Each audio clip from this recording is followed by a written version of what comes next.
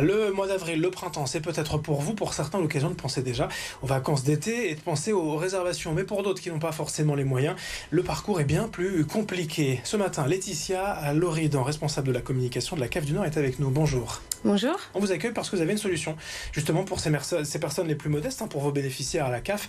C'est le dispositif VACAF, donc un jeu de mots valise entre vacances et CAF. C'est un coup de pouce en fait avec plusieurs aides prévues. C'est quoi déjà les deux principales aides que vous proposez ? Alors, le dispositif VACAF, comme vous le disiez, s'adresse bien aux familles les plus modestes, en prenant une partie de leur séjour en charge, donc que ce soit pour les séjours de vacances en famille ou pour les colonies de vacances pour les enfants.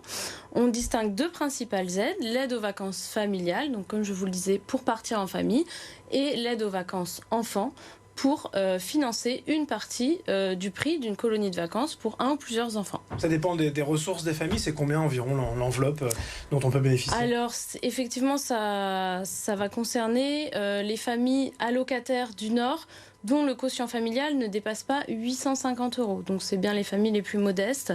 On a une enveloppe budgétaire donc, pour ces deux aides au total de près de 4,5 millions d'euros pour 2024. Mais par famille, concrètement, ça peut permettre de réserver un logement, de payer le transport, par exemple ? Exactement.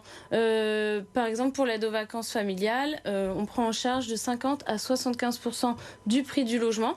Donc pour une famille qui a un quotient familial à 350 € et deux enfants et qui va réserver un séjour à 900 €, nous, on va prendre en charge 675 € et la famille aura plus que donc, 225 € à payer. En plus de ça, si on réserve un séjour avec VACAF, on a aussi droit à une aide au transport si on part à plus de 200 km de chez soi. Donc entre 200 et 400 km, on reçoit automatiquement 100 € d'aide et à plus de 400 km, on reçoit 200 € d'aide. Ce qui peut déjà permettre effectivement de faire un ou deux pleins et de payer un peu de péage. Vous proposez aussi donc les colonies de vacances. Il y a aussi des conditions ? Oui, tout à fait. Donc le quotient familial est le même. Les conditions d'éligibilité sont les mêmes.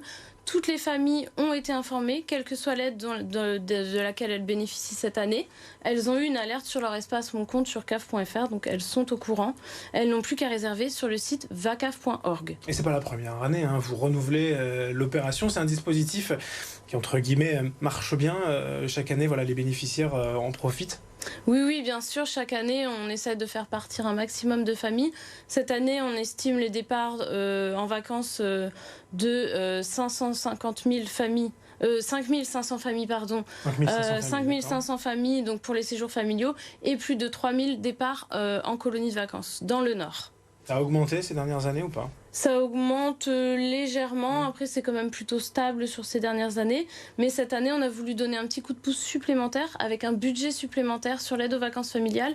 On a débloqué des fonds de 80 000 € supplémentaires cette année sur cette enveloppe. Toutes ces démarches sont assez faciles, déjà vous le dites, les bénéficiaires finalement ils n'ont pas à s'intéresser. Ils sont déjà informés sur leur plateforme. Ils sont informés sur le site caf.fr ou sur leur application mobile CAF Mon Compte.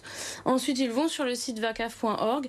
Ils repèrent le séjour qu'ils veulent réserver. Donc, il y a énormément de choix, plus de 4000 centres de vacances disponibles, très variés. Et ensuite, ils doivent contacter ce centre de vacances qui va calculer directement avec le numéro d'allocataire le montant total du séjour, le montant qui va rester à charge de l'allocataire et le montant pris en charge par la CAF, sachant que l'allocataire n'avance pas le montant pris en charge par la CAF. Il y a encore des bénéficiaires qui malgré ça, ont peut-être peur de entre guillemets, s'investir ou de dépenser et de partir en vacances parce qu'ils n'en ont pas l'habitude ? Certaines familles effectivement, ne sont jamais parties en vacances ou n'ont vraiment pas l'habitude. Et pour celles-ci, qui sont des familles souvent en grande précarité, nous proposons aussi une troisième aide qui est l'aide aux vacances sociales ou avec un vrai accompagnement. C'est quelque chose qui se fait en lien avec nos partenaires, par exemple les centres sociaux. C'est des familles vraiment très ciblées. On les aide à organiser leurs vacances. Juste pour nous rappeler, ça se passe sur les espaces personnels, sur le site caf.fr. Exactement. Toutes les familles concernées ont été informées. J'aimerais quand même dire qu'il faut aller assez vite pour réserver parce que l'enveloppe est déjà entamée, l'enveloppe budgétaire. Les premières familles ont été informées en février. Donc voilà, faut vraiment pas perdre de temps. Je conseille de réserver au plus vite les séjours, notamment pour les familles cet été. Bon, c'est en ce moment que ça se passe. Exactement, c'est maintenant. Le message est passé. Merci Laetitia Loridan, responsable communication de la CAF du Nord, d'être venue nous parler, nous présenter ce dispositif VACAF. Merci. Merci beaucoup.